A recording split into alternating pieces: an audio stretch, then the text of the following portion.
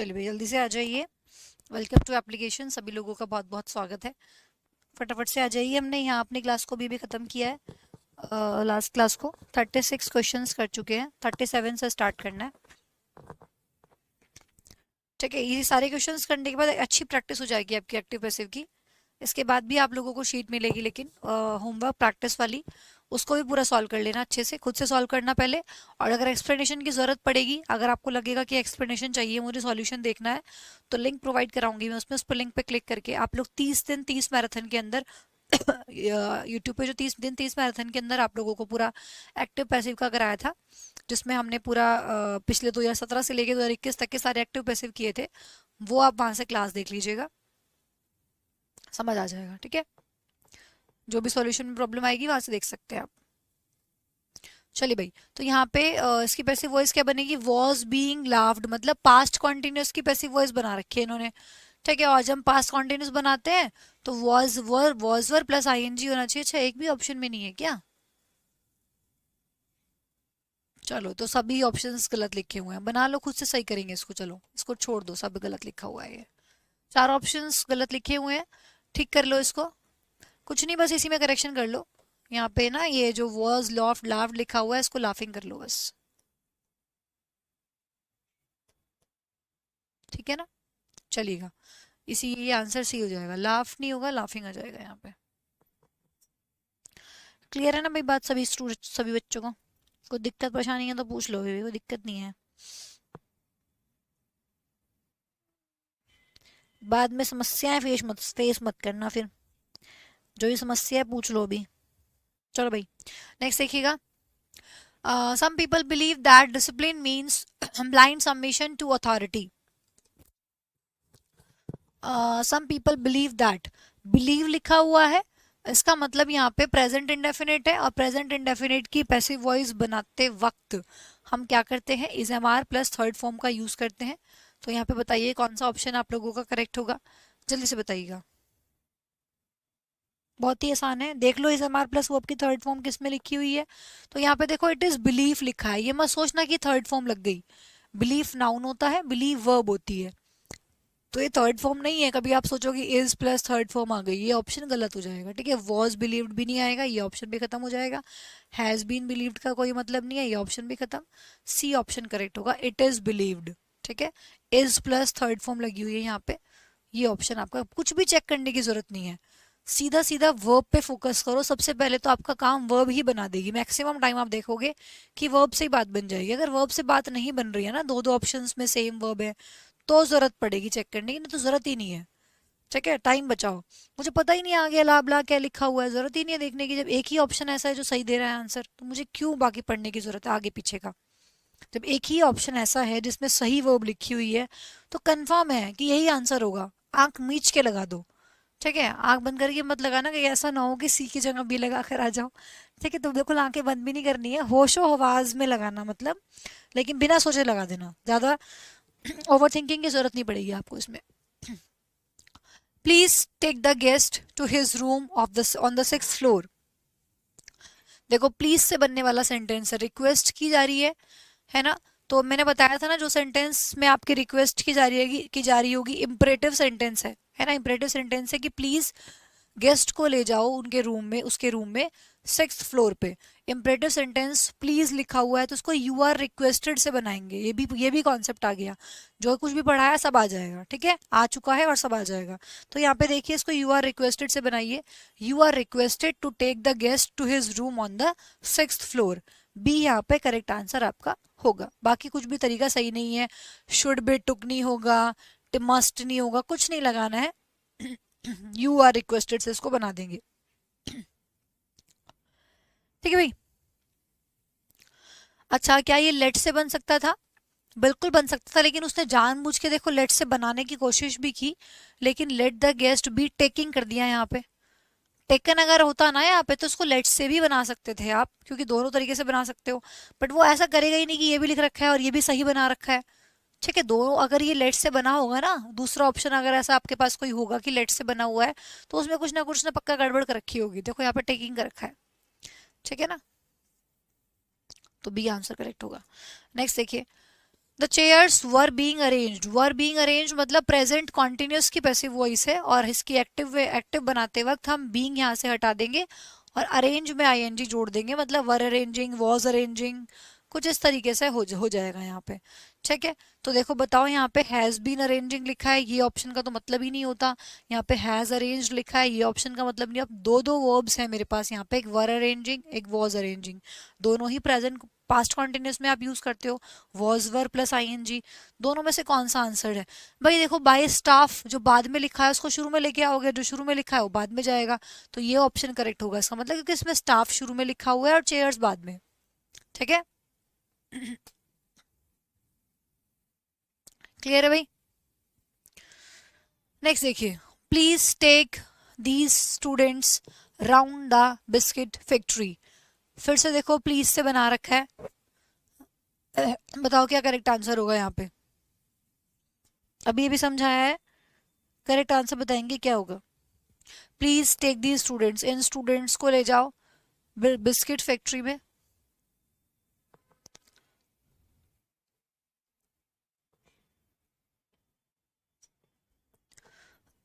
बताइए, जल्दी से आंसर कीजिए फटाफट से, कि अभी अभी बताया सेम चीज है आपकी। प्लीज से बना हुआ है, रिक्वेस्ट है, इंपरेटिव सेंटेंस है, तो यू आर रिक्वेस्टेड से इसको बना देंगे, you are requested to take the students round the biscuit factory. ठीक है, बी ऑप्शन करेक्ट होगा। अब यहाँ पे देखिए, फिर से इन्होंने लेट से बनाने की, बच्चे को फंसाने की, उलझाने की कोशिश की है, लेट से बना के, ताकि बच्चा थोड़ी सी गलती करे उसको लेट से बना दे, लेकिन उसने फिर से कहीं ना कहीं गड़बड़ कर दी। देखो कैसे, लेट लिख दिया, ऑब्जेक्ट लिख दिया दीज स्टूडेंट्स, बी भी लिख दिया, टेकन भी लिख दिया, बी प्लस थर्ड फॉर्म भी लगा दी, लेकिन देखो बीच में टू लगा के गड़बड़ कर दी, टू तो आता ही नहीं बीच में, let plus object plus be plus वी3 होता है ना? तो उलझाने की कोशिश करेगा लेट से देके, ताकि बच्चा कंफ्यूज हो गया कि ये सोच के कि भाई इंपरेटिव सेंटेंस को तो लेट से भी बनाते हैं, तो हो सकता है कि ये भी सही आंसर हो, लेकिन कुछ ना कुछ गड़बड़ करके देगा, जिससे कि आप इसको ना लगा के इसको ही लगा के आएंगे। ठीक है, तो एक बार जरूर चेक कर लेना कि क्या चीजें हैं, ये आंसर नहीं होगा। ठीक है, क्योंकि बीच में टू घुसा रखा है इन्होंने जबरदस्ती। चलो नेक्स्ट देखिएगा, one of the passengers was being thoroughly checked by the custom officer, was being checked, past continuous की पैसिव वॉइस बना रखी है, आपको पास्ट कॉन्टिन्यूस की एक्टिव वॉइस में चेंज करना है।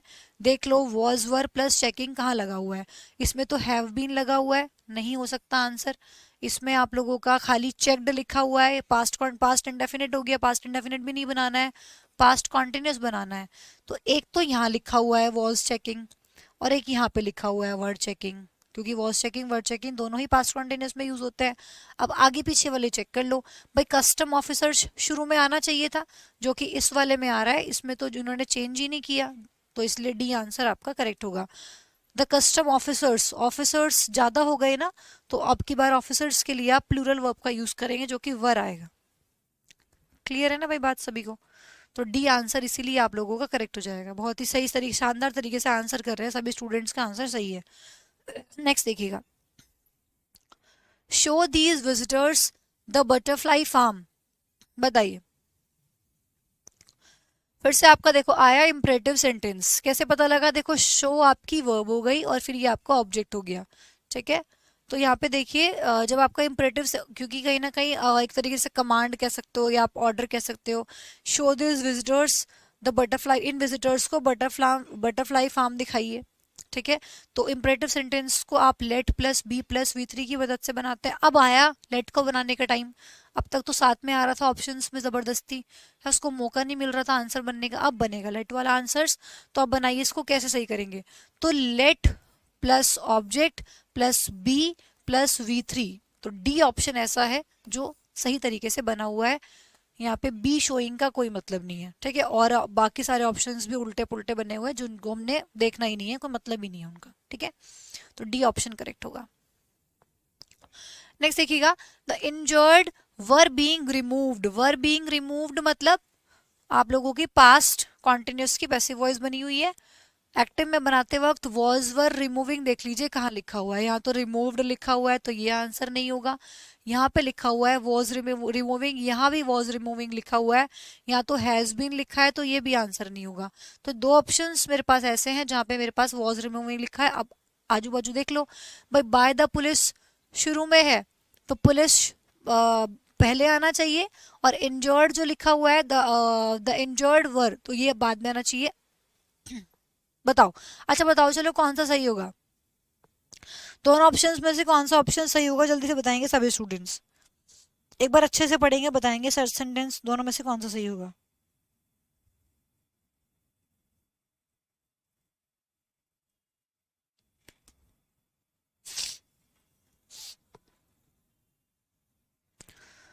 बताइए। Injured were being removed to the hospital by the police. भाई जो इंजर्ड मतलब जो घायल लोग थे, were was been remove to the hospital by the police, police के द्वारा उनको हॉस्पिटल ले जाने की जाने की बात हो रही है।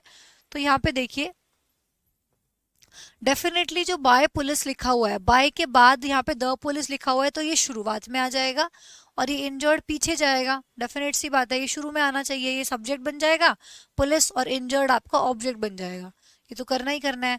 तो यहाँ पे जो ये वाला ऑप्शन है, the injured was removing, injured थोड़ी ना रिमूव कर रहे थे, पुलिस की बात हो रही है करने की, बाय द पुलिस लिखा हुआ है, तो ये ऑप्शन तो मेरा बिल्कुल भी नहीं हो सकता। ठीक है, ये ऑप्शन तो मेरा बिल्कुल भी नहीं हो सकता। अब बात आती है सी ऑप्शन की। लेकिन देखिए जो क्वेश्चन है ना, यहाँ पे आप लोग जानते हैं कि जो पुलिस होती है उसको हम प्लूरल में कंसीडर करते हैं, तो पुलिस के साथ कायदे में यहाँ पे वर आना चाहिए था। The police were removing the injured to the hospital. ठीक है, क्योंकि पुलिस हम प्लूरल नाउन में लेके चलते हैं, और प्लूरल नाउन हमारा क्या होता है, प्लूरल प्लूरल ही उसके साथ वर्ब लगाते हैं हम। लेकिन आपके पास ऑप्शन ही नहीं है, और ऑप्शन ऐसा नहीं, टाइपिंग एरर नहीं है ये, ऑप्शन भी इसी तरीके से आप लोगों के पास है, वॉज रिमूविंग ही ऑप्शन में लिखा हुआ है। ठीक है, लेकिन जब आपके पास कुछ ऑप्शन ही नहीं है, तो आप ये तो बोलेंगे नहीं एग्जामिनर को, ये वहां पे ऐसा ऑप्शन तो आपके पास होता नहीं है कि भाई वॉज को काट के आप वहां पे वर लिख दें। तो उस हिसाब से आप इसी क्वेश्चन को सही मार्क करके आएंगे। अगर एग्जाम में फॉर एग्जांपल ऐसा हो गया कि आप जानते हैं यहाँ तो प्लूरल वर्ब आनी चाहिए थी, बट इन्होंने तो ऐसा ऑप्शन ही नहीं दिया, वॉज ही लिख रखा है यहाँ पे, तो तब भी आप इसी को आंसर मार्क करके आएंगे। हालांकि यहाँ पे होना क्या चाहिए था, वॉज की जगह वर होना चाहिए था, लेकिन आंसर फिर भी इसी को मार्क करके आएंगे अगर इस तरह की सिचुएशन बन जाती है तो। ठीक है, क्योंकि आपके पास वहां पे इस तरह का ऑप्शन नहीं रहता कि आप उसको काट के लिख दें, आपको बस ABCD फिल करना होता है। चलो, टेक दिस सूटकेस अपस्टेयर्स, इस सूटकेस को ऊपर ले जाओ, तो ये क्या हो गया आपका, इंपरेटिव सेंटेंस हो गया, ऑर्डर हो सकता है ये एक। ठीक है, इस सूटकेस को ऊपर ले जाओ, तो इसको हम क्या बनाएंगे, कैसे बनाएंगे, फटाफट से बनाएंगे सभी स्टूडेंट्स। हाँ, बताइए। ऑर्डर भी हो सकता है ये, रिक्वेस्ट भी हो सकती है कि यार सूटकेस को ऊपर ले जाओ, मेंशन नहीं किया गया तो कुछ भी हो सकता है, डिपेंड करता है कि आप इसको किस वे में बोल रहे हैं। ठीक है, take this suitcase to upstairs, मतलब आप रिक्वेस्ट कर रहे हैं, ऑर्डर दे रहे हैं, है ना, किस वे में बोल रहे हैं, बताइए ऐसे कैसे बनेगा ये।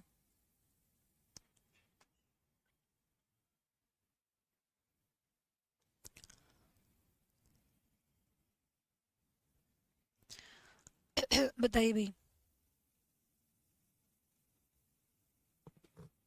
हम्म,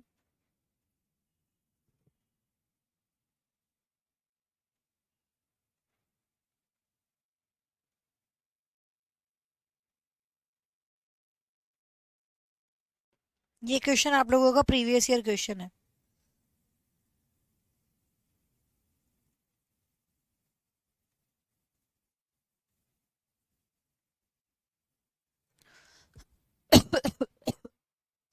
ये क्वेश्चन आप लोगों का प्रीवियस ईयर क्वेश्चन है, अगर आपके एग्जाम में आ जाता तो आप इसको क्या मार्क करके आएंगे? देखिए भाई, ध्यान से सुनिएगा मेरी बात को। ठीक है, ये क्वेश्चन आपका प्रीवियस ईयर क्वेश्चन है, और जो इसका आंसर दिया गया था SSC में, जो इसने SSC ने इसका आंसर किया, वो देखो, यहाँ पे अगर ये लेट वाला सेंटेंस सही होता, फॉर एग्जाम्पल यहाँ पे जब हम ये आपका वर्ब प्लस ऑब्जेक्ट हो गया। ठीक है, तो वर्ब प्लस ऑब्जेक्ट को हम late plus be plus V3 से बनाते हैं, तो यहाँ पे देखिए लेट दिस सूटकेस आपका ऑब्जेक्ट हो गया। अगर यहाँ पे बीन की जगह बी लिखा होता, let the suitcase be taken upstairs, तो यही मेरा आंसर होता डेफिनेटली, फिर मैं इसी को आंसर मार्क करती। ठीक है, अगर ये इस तरीके से होता, let the suitcase be taken upstairs, तो मेरा ये आंसर हो जाता, कोई दिक्कत नहीं थी, बट इन्होंने यहाँ पे दिया ही नहीं, तो ये तो मेरा आंसर नहीं हो सकता, इसलिए लेट वाला। ठीक है, तो लेट वाला तो मेरा आंसर यही होता। मस्ट बी टेकिंग का कोई सेंस नहीं है, मस्ट बी के बाद आईएनजी आप नहीं लगाएंगे, तो ये ऑप्शन भी खत्म हो गया। दो ऑप्शन तो मेरे पास खत्म हो गए, ये गलत लिखा हुआ है और ये हो नहीं सकता। अब मेरे पास दो ऑप्शन यहाँ पे बचते हैं, एक पहले वाला ऑप्शन बचता है और एक सी वाला ऑप्शन बचता है। ठीक है, अब जो पहले वाला ऑप्शन है, अब जो मैंने बोला ना कि भाई टेक दिस सूटकेस अपस्टेयर्स, ये कुछ भी हो सकता है, ये आपकी किस वे में आप बोल रहे हो, ठीक है ना। लेकिन जब मेंशन नहीं किया गया, देखो जनरली जब हम किसी रिक्वेस्ट कर रहे होते हैं ना, ये कमांड भी हो सकती है, ये ऑर्डर भी हो सकता है, होने को रिक्वेस्ट भी हो सकती है, लेकिन जनरली जब हम किसी से रिक्वेस्ट करते हैं तो हम वहाँ पे प्लीज वर्ड का यूज करते हैं, है ना। यार प्लीज ये काम कर दो, तो प्लीज बोलते ही क्लियर हो जाता है कि रिक्वेस्ट है, लेकिन यहाँ पे मेंशन नहीं किया गया, तो ये ऑर्डर भी हो सकता है। ऑर्डर होने के चांसेस ज्यादा है रिक्वेस्ट से, रिक्वेस्ट होने से ज्यादा ऑर्डर होने के चांसेस है, क्योंकि अगर आप ऐसे बोल रहे हो बिना किसी बिना प्लीज वर्ड के, अगर आप इसको बोल रहे हो टेक दिस सूटकेस अपस्टेयर्स, तो इसका मतलब ये ऑर्डर होने के चांसेस ज्यादा है, इस सूटकेस को ऊपर ले जाओ, तो इसका मतलब आपने किसी को ऑर्डर किया है, ये चांसेस ज्यादा है। ठीक है, तो ध्यान रखिएगा अगर कोई सेंटेंस में प्लीज लिखा हुआ है तो कंफर्म है कि आपको वो यू आर रिक्वेस्टेड से ही बनाना है। ठीक है, अगर मान लो सी वाला ऑप्शन भी गलत होता है ना, अगर सी में भी कुछ ना कुछ गड़बड़ दे रखी होती इन्होंने, तो डेफिनेटली मुझे यही आंसर मार्क करना पड़ता, फिर ए ही। अगर सी में कुछ गड़बड़ हो रही होती तो मैं यहाँ पे मार्क करती ए आंसर कि you are requested to take this suitcase upstairs. लेकिन मुझे यहाँ पे कंफर्म नहीं है कि ये रिक्वेस्ट ही है क्या, प्लीज होता, अगर यहाँ पे ऐसे होता please take this suitcase upstairs, तो मैं 101% यही आंसर मार्क करके आती, यू आर रिक्वेस्टेड वाला, अगर प्लीज लिखा होता तो। बट मेंशन नहीं किया गया, ऑर्डर होने के चांसेस ज्यादा हैं, तो रिक्वेस्टेड वाले सेंटेंसेस को आप तभी प्रेफरेंस ज्यादा देंगे जब सेंटेंस में प्लीज लिखा होगा। ठीक है, और अगर ऑप्शन कोई दूसरा ऐसा है कि जो सही लिखा हुआ है, तो इसी को आप आंसर मार्क करेंगे, इसको आंसर मार्क नहीं करेंगे। तो यहाँ पे सी आपका करेक्ट आंसर होगा, क्योंकि यहाँ पे देखो this suitcase should be taken, should plus be plus V3 upstairs, एक सजेशन हो गया, मतलब एक तरीके से ये कि ये सूटकेस ऊपर जाना है। ठीक है, तो ये इसकी पैसिव वॉइस मानी जाएगी। तो अगर प्लीज लिखा है तो आप उसको रिक्वेस्टेड से बनाइए, अगर प्लीज नहीं लिखा है और कोई और ऑप्शन ऐसा है जो उसको ठीक कर सकता है, तो आप यहाँ पे सी वाले ऑप्शन के साथ जाएंगे कि this suitcase should be taken upstairs. Clear है भाई बात, तो सी ऑप्शन आपका यहाँ पे करेक्ट होगा। समझने की बात है, प्रीवियस ईयर क्वेश्चन है, एसएससी ने इसका आंसर सी दिया। ठीक है, आप लोगों को भी ध्यान रखना है क्योंकि इसमें प्लीज नहीं बोला गया था और सी ऑप्शन एकदम इसको करेक्ट बना रहा है। ठीक है, तो यहाँ पे ये सी आंसर हो जाएगा, ध्यान रखिएगा। नेक्स्ट देखिए, the wall of this park is being painted, is plus being plus painted. ठीक है, तो यहाँ पे प्रेजेंट कॉन्टिन्यूस की पैसिव वॉइस बना रखी है, तो आप देख लो painting is am are plus ING कहाँ लगा हुआ है, एक आर पेंटिंग यहाँ लिखा है, एक इज पेंटिंग यहाँ लिखा है, इन दोनों ऑप्शंस का तो कोई मतलब ही नहीं है। ठीक है, तो अब यहाँ पे देख लो उल्टा भी तो करोगे, चिल्ड्रन पहले आएगा, इसलिए मेरा फर्स्ट आंसर सही हो जाएगा। क्लियर होगी बात, चलो नेक्स्ट देखो, at night lock the outer gate. बताओ, फिर से देखो ये आपका इंपरेटिव सेंटेंस है, बना दो फटाफट से, बस जल्दी से बना दो, तो बहुत ईजी है, लेट से बना दो इसको, एक ही ऑप्शन है मेरे पास, वही आंसर हो जाएगा। ठीक है भाई, भाई lock the outer gate verb plus object, तो मेरे पास let the outer gate be locked. ठीक है, लुक्ड नहीं है, लॉक्ड है भाई, ठीक है, इसको सही कर लेना, सी है ये, लॉक्ड वो टाइपिंग एरर है, तो सी मेरा करेक्ट आंसर हो जाएगा सीधा सीधा, इसको लेट से बना देंगे। Next, their children were brought up with great care, were brought मतलब प्रेजेंट सॉरी पास्ट इंडेफिनिट की पैसिव वॉइस बनी हुई है, वर ब्रॉट लिखा है ना, तो वर ब्रॉट मतलब पास्ट इंडेफिनिट, और पास्ट इंडेफिनिट में हम सेकंड फॉर्म लगाते हैं, तो सिर्फ यही ऑप्शन मेरा करेक्ट होगा। बाकी देखो, अच्छा दो में लगी हुई है, ठीक है ठीक है, एक मिनट रुकिएगा, यहाँ पे देखिए हैड ब्रॉट लिखा है, ये आंसर नहीं हो सकता, हैव बीन ब्रिंगिंग लिखा है, ये आंसर नहीं हो सकता, इसमें भी ब्रॉट लिखा है, इसमें भी ब्रॉट लिखा है।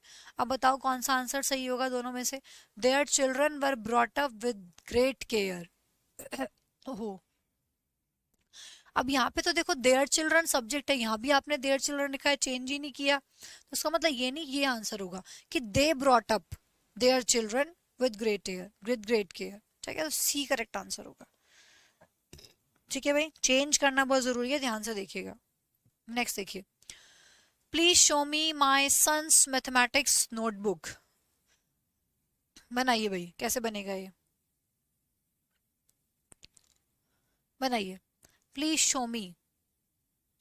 देखिए एक तो आप इसको बना सकते थे जो आपको पता ही है भाई, प्लीज लिखा हुआ है सेंटेंस में, तो डेफिनेटली आप इसको यू आर रिक्वेस्टेड से बना सकते हैं, वो इसकी पैसिव वॉइस ठीक मानी जाएगी। कैसे, simple you are requested to show me my son's mathematics notebook, ऐसे बन जाता, बट ऑप्शन ही नहीं है। अगर ऐसे ऑप्शन ही नहीं है तो आप क्या कर सकते हो, पैसिव वॉइस वो ठीक है इसकी, अगर आपसे कोई बोलेगा कि भाई इसकी पैसिव वॉइस बनाओ, तो आप बोल सकते हो आराम से, you are requested to show me my son's mathematics notebook. ठीक है, बन सकती है, लेकिन ऑप्शन में नहीं है, तो आप और किस तरीके से इसकी पैसिव वॉइस बना सकते हैं, ये आपको बताना है। चार ऑप्शंस आपके सामने है, बताइए।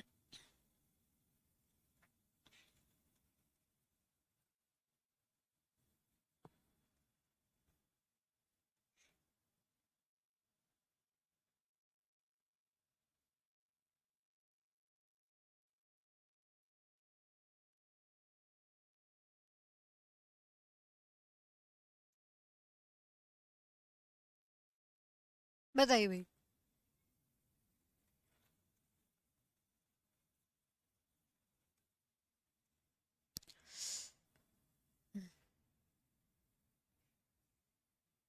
क्या आंसर मार्क करके आते हैं आप?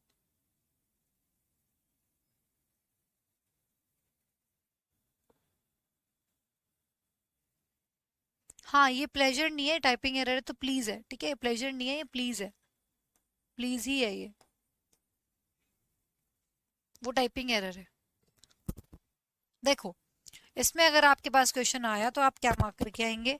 देखो, I will please be shown, will please be shown, ये इनकरेक्ट सेंस है, इनकरेक्ट वर्ड है जो यूज किया गया है, विल प्लीज नहीं हो सकता। ठीक है, तो ये आप लोगों का करेक्ट इन गलत हो जाएगा, ये आंसर नहीं हो सकता। फिर देखिए, मैं यहाँ पे बात करती हूँ अगर बी ऑप्शन की, आई मे प्लीज बी शोन, ये थोड़ा सा पूछने में, देखो आपने बोला ना कि please show me my, request कर रहे हो आप, ठीक है ना, रिक्वेस्ट कर रहे हो, और मे जो होता है ना, मे, वो भी पोलाइटनेस के लिए ही यूज किया जाता है। ठीक है, मे को भी आप पोलाइटनेस के लिए, परमिशन के लिए यूज करते हो, ध्यान करो। आप जब स्कूल में बच्चे थे, पढ़ते थे, तो हम पूछते थे अंदर आने के लिए, मे आई कम इन, क्या मैं अंदर आ सकता हूँ, है ना, मे आई गो टू वॉशरूम, क्या मैं वॉशरूम जा सकता हूँ, क्या मैं ये काम कर सकता हूँ, तो पोलाइटनेस के लिए हम मे का यूज करते हैं, परमिशन जब हमें चाहिए होती है। मैंने आप लोगों को मॉडल्स में पढ़ाया भी था, याद कीजिए, कि मे को हम परमिशन के लिए यूज करते हैं। तो यहाँ पे भी तो एक तरीके से परमिशन ही हो गई ना, प्लीज शो मी माई, मुझे दिखा दीजिए प्लीज, है ना, तो रिक्वेस्ट होगी एक तरीके से, परमिशन आप कह सकते हो कि मुझे परमिशन मांग रहा है कि मेरी नोटबुक में, मेरे बेटे की नोटबुक मुझे दिखा दीजिए। तो यहाँ पे विल प्लीज का तो आप यहाँ पे यूज नहीं करेंगे कि I will please, incorrect word हो गया जो मैच नहीं कर रहा है। फिर मैं यहाँ पे I may please be shown, may plus be plus third form सही जा रहा है, यही मेरा आंसर होगा। बाकी मैं ये देखती हूँ कि दोनों मेरे कौन, बाकी दोनों आंसर्स क्यों नहीं हो सकते। नेक्स्ट देखिए, माई सन्स मैथमेटिक्स नोटबुक, वॉज कहाँ से आ गया, पास्ट की बात थोड़ी ना हो रही है, वॉज प्लीज शोन, ये गलत हो जाएगा। ठीक है ना, क्योंकि पास्ट की बात यहाँ पे नहीं हो रही है, तो इसलिए वॉज का यहाँ पे कोई सेंस नहीं है, सी ऑप्शन भी खत्म हो जाएगा। बचा डी ऑप्शन, अगर मैं डी ऑप्शन लिखती हूँ, माई सन में प्लीज बी शोन, सेंटेंस का मीनिंग ये बदल रहा है, कह रहा है कि माई सन प्लीज बी शोन, बेटे को दिखाने की बात हो रही है ना, अगर आप, तो इस सेंटेंस का सेंस उल्टा हो गया, क्योंकि आपने यहाँ पे दिखानी नोटबुक है, आप कह रहे हो माई सन में प्लीज बी शोन, मेरे बेटे को दिखा दिया जाए द मैथमेटिक्स नोटबुक, बेटे को नहीं दिखाना है, नोटबुक दिखानी है, तो सेंटेंस की सेंस इनकरेक्ट हो रही है, तो इसलिए ये ऑप्शन भी गलत होगा। तो दो ऑप्शंस में मैं आ रहा था, इसमें भी और इसमें भी, लेकिन इसमें सेंटेंस का सेंस गड़बड़ा रहा है, इसलिए बी ऑप्शन आपका करेक्ट होगा। बात समझ आ रही है, तो इसलिए आपका बी ऑप्शन करेक्ट होगा। नेक्स्ट देखिएगा, जल्दी से देखिएगा, the crop was adversely affected by the inadequate rainfall, was affected मतलब पास्ट इंडेफिनिट की पैसिव वॉइस, और जब पास्ट इंडेफिनिट बनाएंगे तो वो आपकी सेकेंड फॉर्म लगाएंगे, तो देख लो वो आपकी सेकेंड फॉर्म मतलब खाली अफेक्टेड किस में लगा हुआ है, खाली अफेक्टेड, यहाँ हैज अफेक्टेड लिखा हुआ है, आंसर नहीं हो सकता। वॉज अफेक्टिंग लिखा हुआ है, आंसर नहीं हो सकता। यहाँ पे लगा हुआ है एक तो खाली अफेक्टेड और एक यहाँ पे भी लगा हुआ है खाली अफेक्टेड। अब आजू बाजू की चीजों को चेंज कर लो। भाई क्रॉप लास्ट में आ जाएगा और रेनफॉल शुरू में आना चाहिए, तो उस हिसाब से मेरा ये सी आंसर होगा। द इनएडुकेट रेनफॉल शुरू में आ जाएगा और क्रॉप लास्ट में आ जाएगा। ठीक है, वेरी नाइस, चलेगा। The main gate of the building was being guarded. Was plus being plus third form को हम जब एक्टिव में चेंज करेंगे तो वॉज बीइंग यहाँ से हटा देंगे और गार्ड में आईएनजी जोड़ देंगे। तो यहाँ पे तो देखो गार्ड्स लिखा हुआ है, तो ये ऑप्शन नहीं हो सकता मेरा। ठीक है, इसको हटा दो। यहाँ पे फिर से गार्ड्स लिखा हुआ है, हैव बीन गार्डिंग पता नहीं क्या लिखा हुआ है, तो पूरा का पूरा गलत है, ये भी गलत हो गया। ठीक है, हैव बीन गार्डिंग का कोई सेंस नहीं है। वॉज वर प्लस गार्डिंग आना चाहिए। देखो एक तो वर गार्डिंग यहाँ पे लिखा हुआ है और एक ये वर गार्डिंग यहाँ पे लिखा हुआ है। आजू बाजू की चीजों को चेंज कर लो। जो बाय के बाद लिखा हुआ है वो शुरू में आना चाहिए था, इसलिए ये आंसर मेरा करेक्ट हो जाएगा। क्लियर है ना? चलो, do not park your car in front of my house. चलो बताओ फटाफट से कि यहाँ पे क्या आंसर होना चाहिए। कि अपनी गाड़ी पार्क मत करो मेरे घर के आगे। अभी पीछे ही आपने ऐसा सेंटेंस बनाया था, फिर से बनाना है, बनाइए।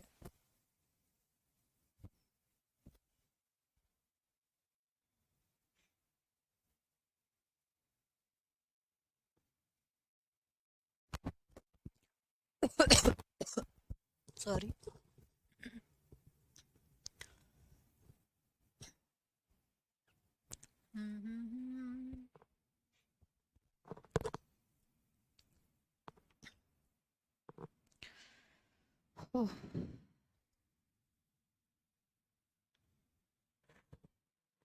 यहाँ पे ना ये दोनों ऑप्शन सेम हो रहे हैं, देखो ठीक है, कि टाइपिंग एरर हो सकती है, इसको कुड कर लो।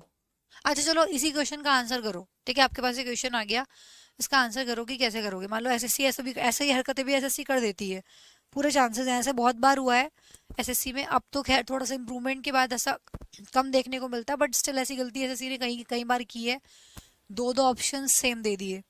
तो ऐसी सिचुएशन में आप क्या करेंगे? अगर आपके पास फॉर एग्जाम्पल यही सिचुएशन आ गई तो क्या करेंगे ऐसी स्थिति में आप? बताइए क्या आंसर होगा।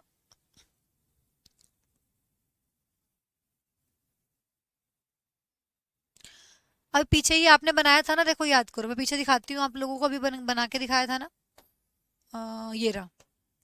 टेक दिस सूटकेस अपस्टेयर्स, है ना, सूटकेस को ऊपर ले जाओ, तो हमने इसकी पैसिव वॉइस बनाई थी, this suitcase should be taken upstairs. बस सही सेम ही चीज है। अब यहाँ पे बोल रहा है कि गाड़ी पार्क मत करो, do not park your car in front of my house, मेरे हाउस के आगे गाड़ी पार्क मत करो। तो योर कार, ठीक है, योर कार शुरू में आ जाएगा, should not be parked in front of my house. Your car should not be parked in front of my house, दोनों के दोनों सेंटेंसेस एकदम सेम है। नीड का यहाँ पे जरूरत नहीं है, जरूरत की बात यहाँ पे नहीं हो रही है। ये नहीं कहोगे कि तुम्हें अपनी गाड़ी मेरे घर के सामने खड़ी करने की जरूरत नहीं है, नीड का यहाँ पे यूज आप नहीं करोगे। ठीक है, तो ये सेंटेंस को इनकरेक्ट करेगा।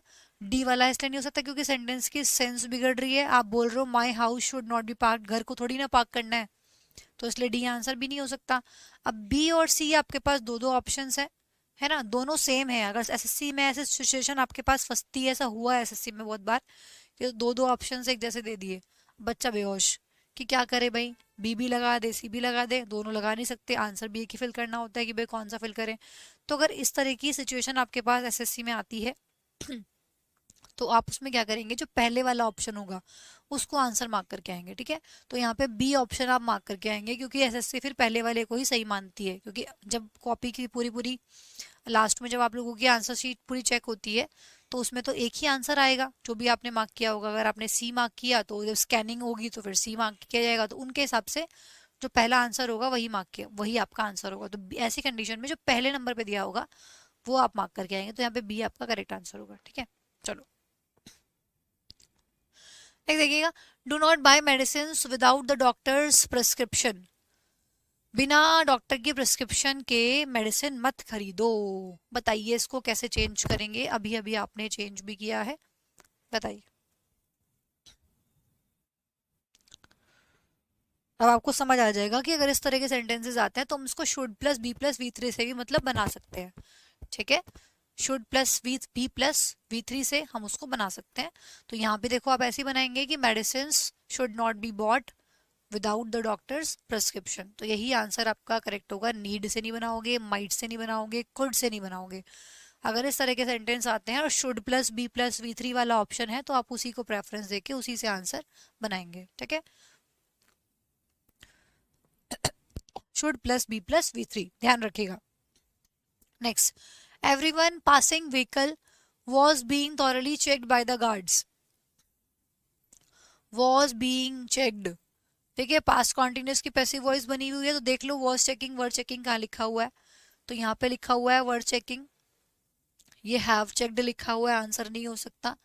एक यहाँ पे लिखा हुआ है वर्ड चेकिंग, ये आंसर हो सकता है। डी वाला भी आंसर नहीं हो सकता क्योंकि इसमें हैव बीन लिखा हुआ है। तो इन दोनों क्वेश्चंस में, दोनों ऑप्शंस में मेरे पास वर्ड चेकिंग लिखा हुआ है। लेकिन इसमें बाय द गार्ड्स, बाय के बाद क्या है, गार्ड्स, जो सब्जेक्ट बनेगा इधर आके। तो फर्स्ट ऑप्शन मेरा करेक्ट होगा, गार्ड्स के साथ आप यहाँ पे वर्क का यूज करेंगे। क्लियर है भाई। नेक्स्ट देखो, conduct all the exam in a fair and proper way. Verb plus object है तो बना दो इंपरेटिव सेंटेंस है, लेट की हेल्प से उसको जल्दी से बनाओ, कौन सा ऑप्शन करेक्ट होगा।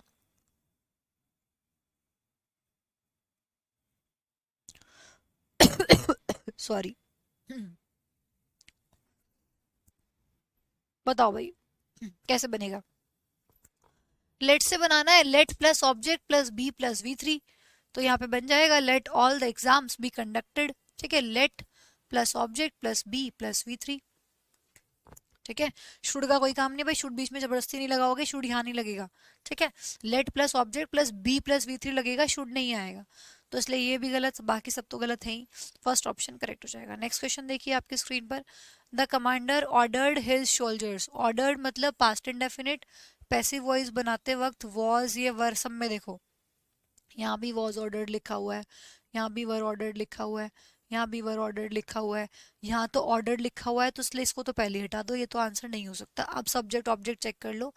The commander ordered his soldiers, है ना, to move forward and attack the enemy camps. तो कमांडर ने सोल्जर्स को ऑर्डर किया, तो जो हिज सोल्जर्स यहाँ पे ऑब्जेक्ट है, ये शुरू में आके सब्जेक्ट बनेगा, है ना। तो ये आपका करेक्ट आंसर होगा कि his soldiers were ordered by the commander. ये कमांडर पीछे चला जाएगा, तो देखो यहाँ तो कमांडर से शुरुआत हो रखी है, तो ये तो आंसर नहीं हो सकता। ठीक है, तो यहाँ पे सी आपका करेक्ट आंसर होगा, टू बी मूव्ड। अच्छा हाँ, पहला आंसर बी आंसर क्यों नहीं हो सकता था भाई, बी और सी में बताओ।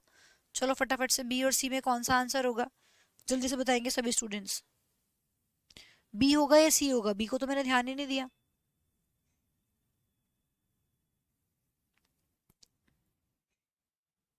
ठीक है भाई, सी आंसर नहीं होगा, बी का तो ध्यान ही नहीं किया ना भाई। वर ऑर्डर्ड, वर्ड ऑर्डर्ड दो में आ रहा है, और यहाँ पे भी देखो शोल्जर शोल्जर्स दोनों में लिखा हुआ है, ये हिज ही है, वो टाइपिंग एरर है, उसमें कुछ नहीं फर्क पड़ेगा। ठीक है, आगे हो रखी है चेंजेस। देखो यहाँ पे क्या गलती हो रखी है, the soldiers were ordered by the commander, जो यहाँ पे इन्होंने चेंज किया हुआ है ना, 2+V1 टू मूव फॉरवर्ड। ठीक है, तो इसको चेंज नहीं करोगे, इसको आपको चेंज नहीं करना है। टू बी मूव्ड लिखा हुआ है, देखो इसमें कितनी बड़ी गलती हो रखी है यहाँ पे, टू बी मूव्ड फॉरवर्ड। तो ये नहीं बदलना है आपको, ये तो एज इट इज लिखा जाएगा, क्योंकि अलग टेंस नहीं है।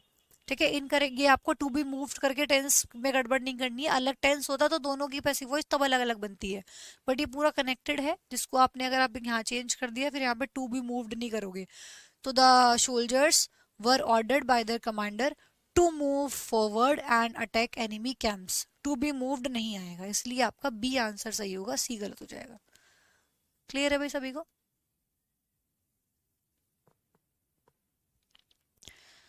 ठीक है भाई, चलिए नेक्स्ट देखिए। Fortunately the fire did not cause much damage. Did not cause मतलब पास्ट इंडेफिनिट, और इसकी पैसिव वॉइस बनाते वक्त हम यहाँ पे वॉज प्लस थर्ड फॉर्म का यूज करते हैं, जो सिर्फ एक ही ऑप्शन में लिखा हुआ है, तो यही मेरा आंसर हो जाएगा। ठीक है, ठीक है भाई, और देख लो किसी भी ऑप्शन में नहीं लगा हुआ। नेक्स्ट देखिएगा, she is teaching French to children. Is teaching मतलब प्रेजेंट कॉन्टिन्यूस, और पैसिव वॉइस बनाते वक्त are plus being plus taught, children आ जाएगा ना शुरू में, उसके हिसाब से आर लग जाएगा। सिर्फ यही ऑप्शन है इसमें बीइंग प्लस थर्ड फॉर्म लगी है, और किसी भी ऑप्शन में नहीं है। ठीक है, प्रेजेंट कॉन्टिन्यूस की जब पैसिव वॉइस में बनाएंगे तो यही ऑप्शन आएगा। नेक्स्ट देखिएगा, he is incurred heavy losses in business। देखो यहाँ पे is प्लस थर्ड फॉर्म, मतलब ये इन्होंने क्या किया, प्रेजेंट इंडेफिनिट की पैसिव वॉइस बनी हुई है, आपको इसको प्रेजेंट इंडेफिनिट की एक्टिव वॉइस में चेंज करना है। तो यहाँ पे प्रेजेंट इंडेफिनिट की एक्टिव वॉइस में जब हम इसको चेंज करेंगे तो आप यहाँ पे बताइए इसको कैसे सही करेंगे, बताइए भाई। बताइए भाई जल्दी से कि सही करेक्ट आंसर यहाँ पे क्या होगा।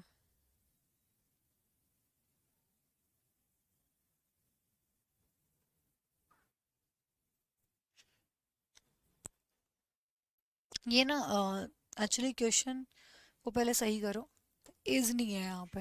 ठीक है, अब बनाओ, पैसे बनानी है इसकी। ठीक है, वो टाइपिंग एरर हो गई थी, बाकी वरना कोई भी ऑप्शन सही नहीं जा रहा था। ही इनक्योर्ड हैवी लॉसेस इन बिजनेस, इसकी पैसिव वॉइस बनाई, ये कैसे बनेगी, वो इज वहां पे गलत लिखा हुआ था, अब सही हो गया सेंटेंस, इसकी पैसिव वॉइस बनानी है, बनाओ।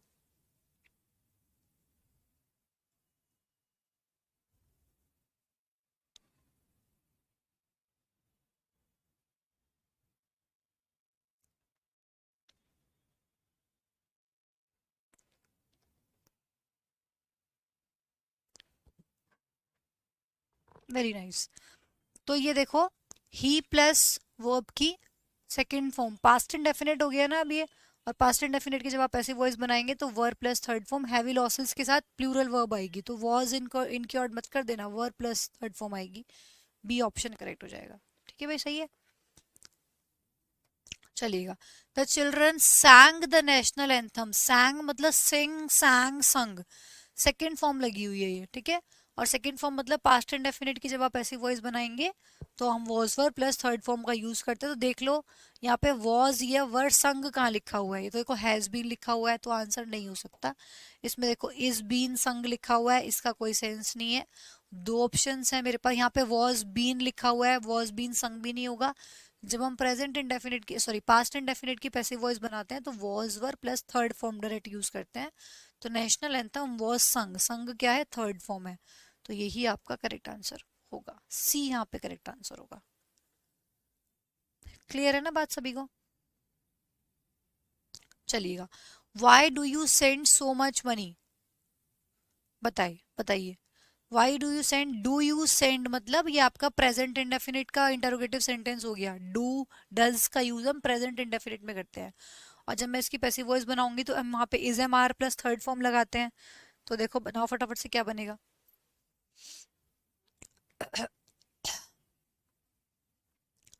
वेरी नाइस, तो यहाँ पे डी आपका करेक्ट आंसर। देखो हैज का तो कोई मतलब नहीं है, ये ऑप्शन खत्म। वॉज का कोई मतलब नहीं है, ये ऑप्शन खत्म। अभी आपके पास दो ऑप्शन बचते हैं, इसमें बीइंग आ रहा है, बीइंग का कोई मतलब नहीं क्योंकि मैं प्रेजेंट इंडेफिनिट की बात कर रही हूँ, तो ये ऑप्शन भी खत्म, ये ऑप्शन आपका करेक्ट होगा। Y plus is so much money, is के साथ देखो आपने फिर थर्ड फॉर्म का यूज किया, तो प्रेजेंट इंडेफिनिट में हम यही करते हैं, is am are plus third form, तो डी ऑप्शन आपका करेक्ट होगा। क्लियर है, चलिएगा नेक्स्ट देखिए, the farmer is ploughing the field, तो इज प्लस आईएनजी को चेंज करेंगे is am are plus being plus third form में, जो सिर्फ एक ही ऑप्शन में लिखी हुई है, यही आपका करेक्ट आंसर होगा। बाकी किसी में बीइंग नहीं लगा हुआ, बीइंग लगाना जरूरी है ना कॉन्टिन्यूस में, सिर्फ एक ही ऑप्शन में लगा हुआ है।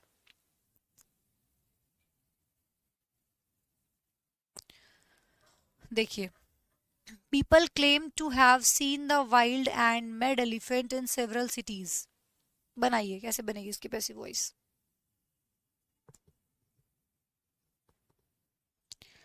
फटाफट से बनाइए भाई।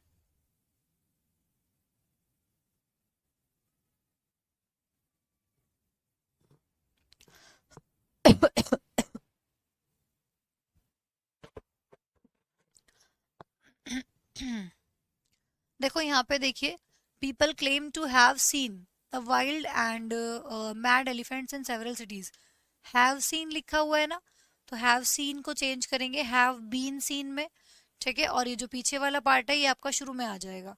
तो यहाँ पे देखिए इज क्लेम्ड का कोई सेंस नहीं है, ये ऑप्शन खत्म हो जाता है। फिर यहाँ पे वॉज क्लेम्ड का कोई सेंस नहीं है, ये ऑप्शन भी खत्म हो जाएगा। फिर यहाँ पे देखिए इज बीइंग क्लेम्ड का कोई सेंस नहीं है, ये ऑप्शन भी खत्म हो जाएगा, क्योंकि वहाँ पे have plus third form use की गई है, उस हिसाब से आप चेंज करेंगे। तो देखो has been claimed, has plus been plus claimed, और ये जो बाद वाला पार्ट है ये शुरू में आ गया। The wild and mad elephant has been claimed, ठीक है, क्योंकि एलिफेंट तो एक ही है ना, वही वाइल्ड है और वही मैड है, वाइल्ड एंड मैड एलिफेंट। तो सिंगुलर के साथ यहाँ पे हैज लगाएंगे, has been claimed to be seen, ठीक है, to be seen by the people in several cities. D option आपका करेक्ट हो जाएगा। क्लियर है वे सबको बात? चलो नेक्स्ट देखिएगा, करेक्ट आंसर यहाँ पे क्या होना चाहिए। They are constructing a residential youth hospital. Are constructing मतलब प्रेजेंट कॉन्टिन्यूस। देख लो यहाँ पे बीइंग प्लस थर्ड फॉर्म किस में लगी है, सिर्फ यही ऑप्शन है जिसमें मेरे पास मुझे बीइंग प्लस थर्ड फॉर्म नजर आ रही है, और किसी में भी नहीं है, तो यही मेरा आंसर हो जाएगा। हॉस्टल सिंगुलर है इसलिए हमने उसके साथ इज लगाया। क्लियर हो गई बात? चलिएगा, they offered me a chair, उन्होंने मुझे एक चेयर ऑफर किया, बताओ क्या बनेगी इसकी पैसिव वॉइस। देखो फिर से देखो, मैंने आप लोगों को इस तरह के बहुत सारे सेंटेंस पीछे जा भी चुके हैं और बताए भी थे।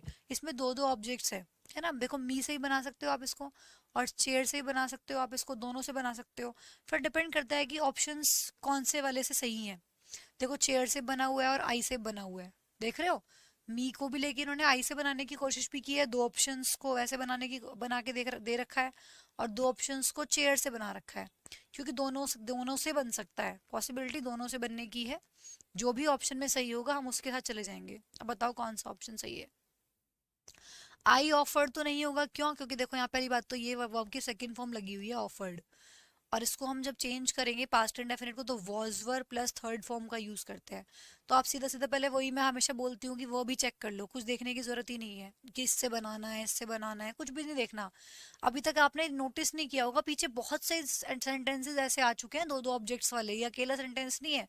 हम 70 में से कम 15-20 से ज्यादा सेंटेंस ऐसे कर चुके होंगे जिसमें दो दो ऑब्जेक्ट्स होंगे, पर हमने वहां पे जरूरत ही नहीं पड़ी ध्यान देने की। क्यों? क्योंकि वर्ब से बात बन जाती है, तो हमें देखने का कुछ जरूरत ही नहीं है कि किससे बनाना है किससे नहीं बनाना है। अब देखो यहाँ पे ऑफर्ड लिखा हुआ है, ये आंसर नहीं हो सकता। यहाँ पे इज लगा हुआ है, ये आंसर नहीं हो सकता। यहाँ पे बीइंग का कोई काम नहीं है, ये भी आंसर नहीं हो सकता। मेरी वर्ब से ही बात बन गई ना, तो मुझे कुछ भी चेक करने की जरूरत ही नहीं पड़ेगी कि किससे बनाना है उससे बनाना है, वो तो बस आपको पता होना चाहिए कि भाई दोनों तरीके से बन सकता है, बाकी ऑप्शंस ही बता देते हैं। तो यहाँ पे देखो आई वॉज ऑफर्ड, मुझे ऑफर की गई, I was offered a chair, of नहीं आएगा यहाँ पे। अच्छा ठीक है, लगा प्रेपोजिशन लगा रखी है, ठीक है वो। तो यहाँ पे चेयर ऑफर की गई किसके द्वारा, देखा हो गया यहाँ पे देम। तो बी ऑप्शन मेरा यहाँ पे करेक्ट हो जाएगा। क्लियर है ना भाई? बस सभी को बात, इतनी बात सभी को समझ आई क्या बोला गया है, ऐसा हमने क्यों किया? ठीक है। अच्छा ऊपर ऊपर प्रेपोजिशन थोड़ी थी, they offered me a chair, तो फिर तो यहाँ भी नहीं आएगी, टाइपिंग एरर है, ठीक है। ये ऑफर्ड के साथ ऑफ यहाँ नहीं लगेगा। I was offered a chair, मुझे एक चेयर ऑफर की गई बाय देम, ठीक है। डी ऑप्शन करेक्ट होगा। अच्छा इसको चेयर से कैसे बनाते, बनाओ चेयर से बनाते हैं, चलो इसको चेयर से भी बन सकता है। अ चेयर वॉज ऑफर्ड, अब लगाओगे प्रेपोजिशन अगर आप इसको चेयर से बनाओगे तो। A chair was offered to me, अब लगानी पड़ेगी ना preposition. A chair was offered to me, एक चेयर मुझे ऑफर की गई, बाय देम, उनकी साइड से, उन्होंने मुझे एक चेयर ऑफर की। A chair was offered to me, मुझे एक चेयर ऑफर की गई बाय देम, ठीक है।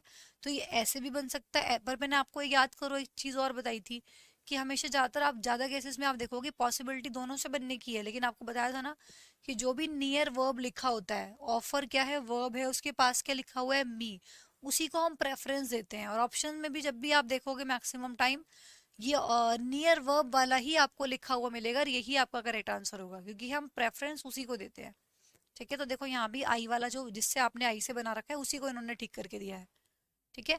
तो हमेशा जो प्रेफरेंस दी जाती है वो नियर वर्ब वाले को ही दी जाती है, ठीक है। जो जो वर्ब के पास लिखा हो उससे ही हम पैसिव वॉइस बनाएंगे।